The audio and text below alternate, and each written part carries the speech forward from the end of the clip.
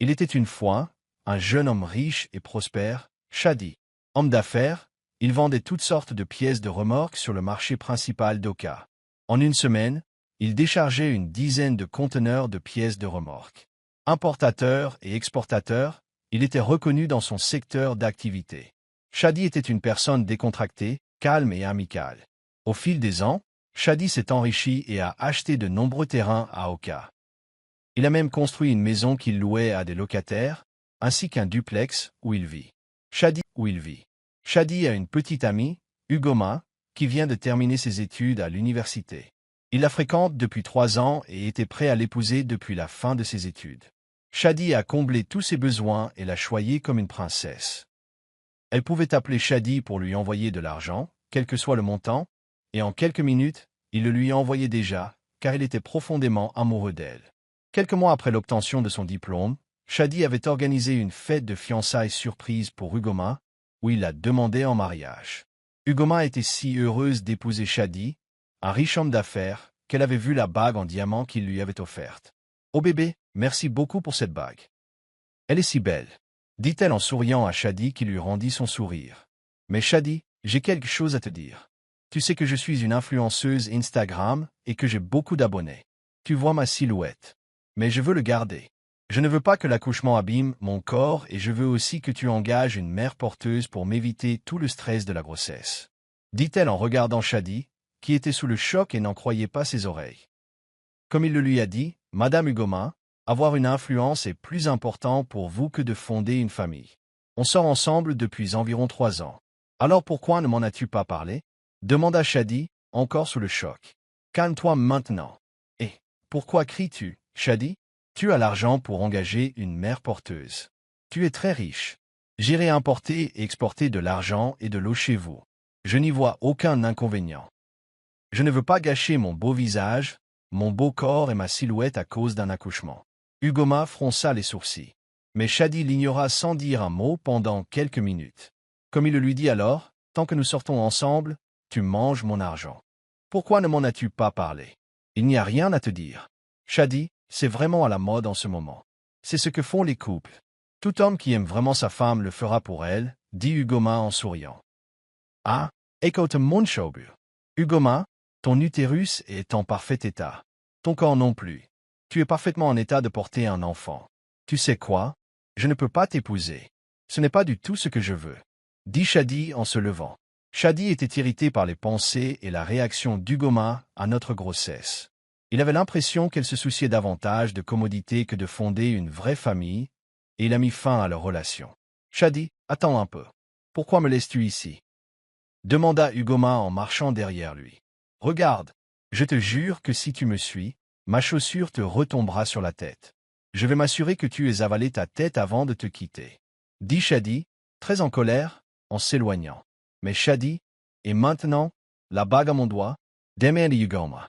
Ne t'inquiète pas, tu peux le vendre à tous ces hommes de la maison Aboki qui achètent de l'or. » il dit en s'éloignant. Ugoma ne s'en souciait même pas et ne se sentait pas mal du tout.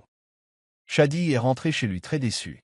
Il commençait à réfléchir à ce qu'il allait faire, car il voulait vraiment se marier, car il ne rajeunissait pas. Toutes ces filles de la ville sont déjà gâtées et inutiles. Regardez les bêtises que cette fille me raconte. Elle a ouvert sa grande gueule d'hippopotame pour me dire qu'elle n'aurait pas d'enfant. Je crois qu'il me faudrait une fille du village. Au moins, celles-là sont calmes et responsables. Shadi, déterminé à trouver une partenaire avec une vision différente de la vie, décida de se rendre dans son village à la recherche d'une femme plus simple et plus authentique. C'est là qu'il rencontra Nkem, une jeune femme peu instruite, mais connue pour sa gentillesse, son assiduité et son humilité. Alors que Shadi conduisait, le pneu de sa voiture s'est coincé à cause du mauvais état de la route qui s'étendait jusqu'au village.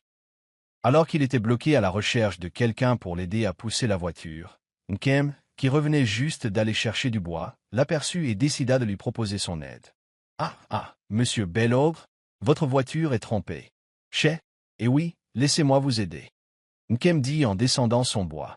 Shadi était perplexe, ne comprenant pas ce qu'elle disait. « Ma chère, que dis-tu? Je ne te comprends pas. » Shadi a demandé en regardant Nkem, qui a souri en répétant ce qu'elle avait dit. « J'ai dit, ta voiture a été trempée, et trempée. » je veux dire, autorato. Laisse-moi t'aider et la pousser. Oh, tu veux dire traquer? Dit Shadi en souriant, en lui demandant si elle pouvait pousser la voiture. Ah, ça pose plus de problèmes maintenant. Quand j'utilise ses mains pour piler des pommes, je force mes jeunes frères et sœurs à se remettre à zéro et à se motiver. Même toi, tu seras surpris. Dit-elle en souriant, tout en poussant la voiture pour Shadi, encore sous le choc, se demandant quelle force elle avait. Il la regarda, souriant si fort, la remerciant de son aide et lui demandant de lui dire son nom. You, J.M. Pellencam, alias La Fille Sans Chichis, alias Zibo Zobo. Posez-moi des questions dans ce village, tout le monde me connaît très bien. Répondit-elle en souriant, tandis que Shadi riait de toutes ses dents, souriant jusqu'au menton, car il la trouvait mignonne et tout ce qu'elle faisait lui faisait tellement rire. Quand Kem est parti, Shadi n'a pas arrêté de rire. Il s'est dit, « Ah, elle a une âme si pure et elle a de bonnes ondes. En fait, je l'aime déjà, a-t-il dit en souriant.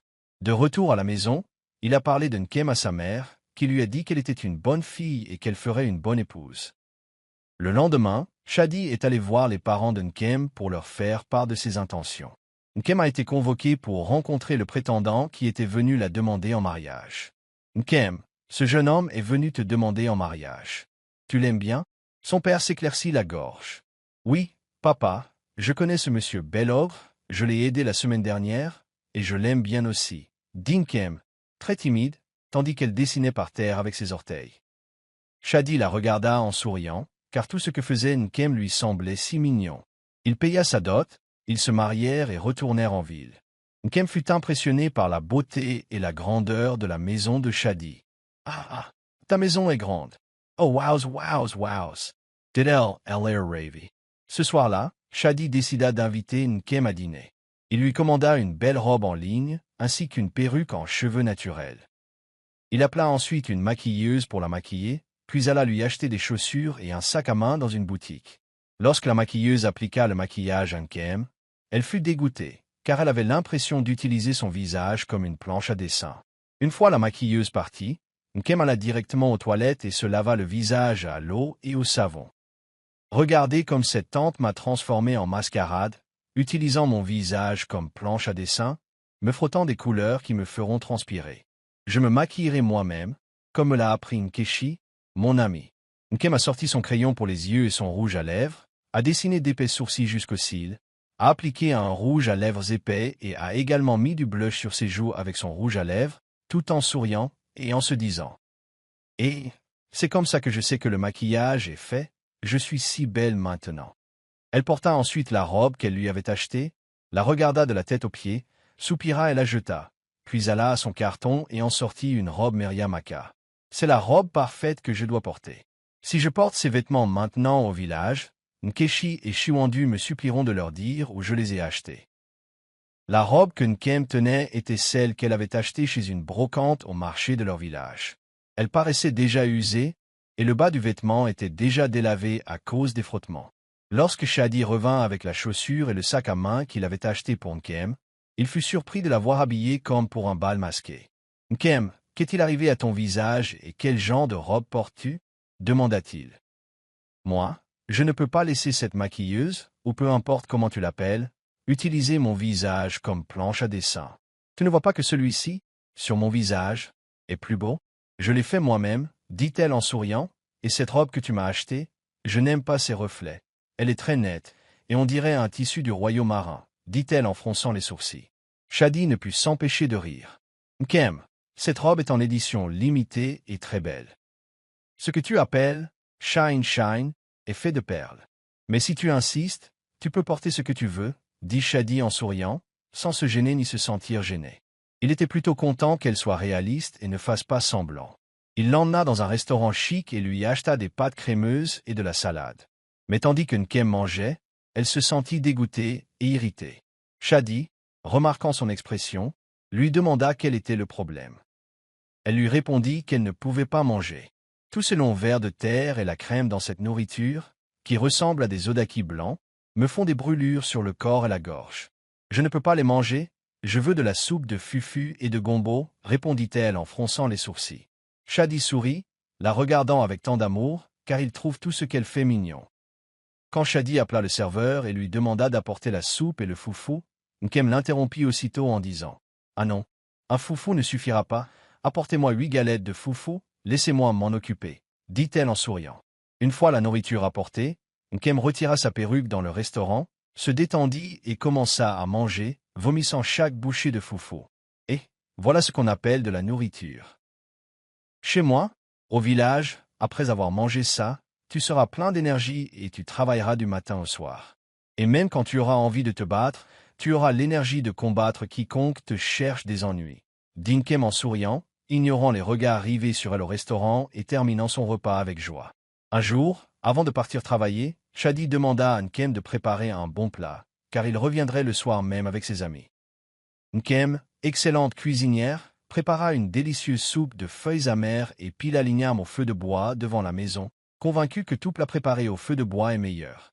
Quand Shadi revint avec ses amis ce soir-là, Nkem leur apporta un plateau à manger, nouant un emballage sur sa poitrine et souriant en les servant. « Amis de mon mari, vous êtes tous les bienvenus.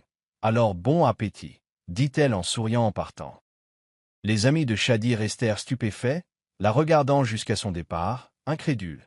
Ils n'arrivaient pas à croire que Shadi puisse épouser une fille aussi vulgaire et sans éducation, se demandant si elle comprendrait vraiment son monde. « Attends, Shadi, s'il te plaît, ne me dis pas que c'est la femme dont tu fais l'éloge et dont tu parles, demanda un de ses amis. « Oui, non, c'est elle. Y a-t-il quelque chose qui ne va pas ?» demanda Shadi. « Shadi, tout va mal. Cette fille est trop du coin pour toi. Elle n'est absolument pas à ton niveau. Qu'est-il arrivé à toutes les belles filles élégantes de cette ville? D'ailleurs, et Ugoma, pourquoi ne l'as-tu pas épousée? Demanda un de ses amis. S'il te plaît, ça suffit. Je ne vais pas rester là à te regarder insulter ma femme. C'est la personne idéale pour moi. Elle me rassure et me rend heureux. Ça ne me dérange pas qu'elle soit du coin. Je vais la soigner et lui donner l'apparence que je veux. Et je crois qu'avec le temps, elle apprendra. Quant à Ugoma, elle n'est pas faite pour être une épouse, elle n'est pas prête pour le mariage, elle est plus préoccupée par son corps et sa carrière d'influenceuse, dit Shadi en fronçant les sourcils. D'accord. Oh, c'est ton choix. Tu peux faire ce que tu veux? On sera tous les deux là à te regarder. On va tous voir combien de temps tu tiendras avec Nkem, parce que tu nous connais, comme les femmes élégantes et pulpeuses. Alors qu'ils discutaient encore, un de ses amis goûta la soupe préparée par Nkem et s'écria, surpris, en se léchant les doigts. « Mon Dieu, cette soupe est tellement délicieuse.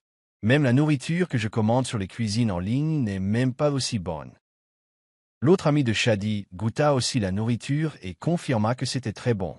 Ils finirent tous les deux leur repas en léchant leurs assiettes avec leur langue, sous les yeux de Shadi qui riait. « C'est le plat que préparait ma femme du coin. Comment se fait-il que vous léchiez tous les deux vos assiettes comme ça? » demanda Shadi en la stakinant. « Oh, votre femme est cuisinière, c'est une chef née, la nourriture était délicieuse. Pas étonnant que vous l'ayez épousée, dirent-ils en riant tous les trois. Au fil des mois, l'amour de Shadi pour Nkem s'est renforcé, car il a compris que le véritable amour ne se trouve pas dans les apparences, mais dans la loyauté et le soutien. Un jour, Nkem, lassé de rester à la maison, supplia Shadi de l'emmener dans sa boutique. À leur arrivée, Shadi fut surpris par l'intelligence de Nkem. Elle comprit immédiatement certains aspects du métier et remarqua qu'elle était douée en calcul. De retour à la maison ce soir-là, il appela Nkem pour lui dire qu'il souhaitait qu'elle aille à l'école. « Nkem, pourquoi ne suivrais-tu pas des cours de formation continue? Tu es très intelligente et je suis sûr que tu apprendras vite. » « Ah, ne dis plus ça. Oh, mon cerveau a fondu. Ce cerveau que tu vois ici est vide et ne peut rien contenir. Comme c'est le cas maintenant, je ne pense pas vouloir aller à l'école. Je ne veux rien qui me donne mal à la tête. » dit Nkem en fronçant les sourcils. « Nkem, calme-toi, d'accord ?» Shadi sourit en lui tenant les mains. « Je te promets qu'apprendre ne sera pas difficile pour toi. Tu es une personne très intelligente, » dit-il toujours en lui souriant. « Kai, mon mari, tu es trop bien, tu es trop bien. Je t'en prie. Sors, ton beau visage, à lui seul, a fait fondre mon cœur. Burke, mon amour, je ferai tout ce que tu veux que je fasse, juste pour te rendre heureux. » Répondit Nkem en rougissant. Mais alors qu'ils parlaient encore, ils entendirent la porte se déverrouiller, alors qu'ils se demandaient qui avait la clé de leur maison. Quand la porte s'ouvrit, Goma entra majestueusement dans la pile. « Que fais-tu ici, et pourquoi as-tu encore mes clés de rechange de maison ?» demanda Shadi d'un air surpris. « Oh, c'est donc vrai que tu as épousé une femme du coin. alors. Shadi, tu as laissé un paquet complet comme moi, un influenceur d'ailleurs, pour t'installer avec ce champion du village, répondit Goma en regardant Nkem avec dégoût.